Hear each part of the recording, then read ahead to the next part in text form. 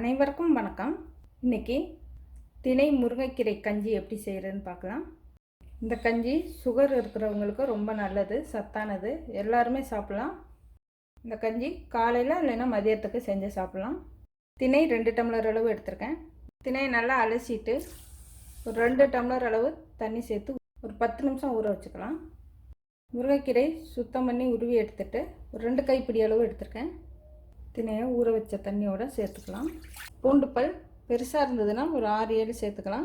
பொடியாக இருக்கனால நான் ஒரு 10 கிட்ட சேர்க்குறேன். கீரையை சேர்த்துடலாம். நம்மளுக்கு எவ்வளோ வேணுமோ அவ்வளோ சேர்த்துக்கலாம். கீரை அளவெல்லாம் தேவையில்லை. 1 டீஸ்பூன் அளவு சீரகம், கொஞ்சமாக மஞ்சள் தூள், 1 கப் திணைக்கு 3 கப் அளவு தண்ணி சேர்த்துக்கலாம். ஏற்கனவே 2 டம்ளர் அளவு சேர்த்துட்டேன். மீதம் 4 டம்ளர் அளவு தண்ணி சேர்த்துருக்கேன். சேர்த்துட்டு நல்லா கலந்து விடலாம். ஒரு 1/4 டீஸ்பூன் அளவு மிளகுத்தூள் சேர்த்து நல்லா கலந்து விடணும். ஒரே இடத்துல தங்கிடும். கொஞ்சம் கெட்டியாக வேணால் இந்த அளவு தண்ணி போதும். உங்களுக்கு நல்லா கஞ்சியாக வேணால் தண்ணி அதிகமாக சேர்த்தும் வேக வைக்கலாம். குக்கர் சின்னதாக இருந்தால் பிசிறி அடிக்கும். வேக வச்சதுக்கப்புறம் சூடான தண்ணி சேர்த்து கலந்துக்கலாம்.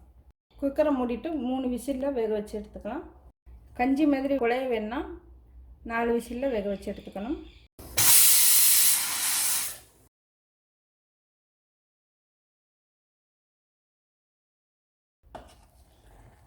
சாதமாக வேணால் இந்த மாதிரி எடுத்துக்கலாம். இந்த மாதிரி சாதமாக வேணால் முதல்ல உப்பு சேர்த்து வேக வச்சுக்கணும். நான் கொஞ்சம் இலக்கமாக தான் எடுத்துக்க போகிறேன். கஞ்சி மாதிரி வேணால் தண்ணி சேர்த்து கலந்துக்கணும். இப்போ தேவையான அளவு உப்பு சேர்த்துக்கலாம். இதில் கொஞ்சமாக நல்லெண்ணெய் வேணாலும் சேர்த்துக்கலாம், இல்லைன்னா நெய் சேர்த்துக்கலாம். நம்ம விருப்பம்தான், சேர்க்காமே எடுத்துக்கலாம். நெய் எந்த அளவு வேணுமோ அந்த அளவு சேர்த்துக்கலாம். சூடான தண்ணியாக சேர்த்துக்கலாம். நான் கொஞ்சம் இலக்கமாக எடுத்துக்கிறேன். தேவையான அளவு தண்ணி சேர்த்துக்கலாம். நான் ஒரு 3 டம்ளர் அளவு சூடான தண்ணி சேர்த்துருக்கேன். இது மாதிரி நான் இலக்கமாக எடுத்துருக்கேன். இப்போ திணை முருங்கைக்கீரை கஞ்சி ரெடி ஆயிடுச்சு. இது நல்லா சுவையாக இருக்கும், சத்தானது.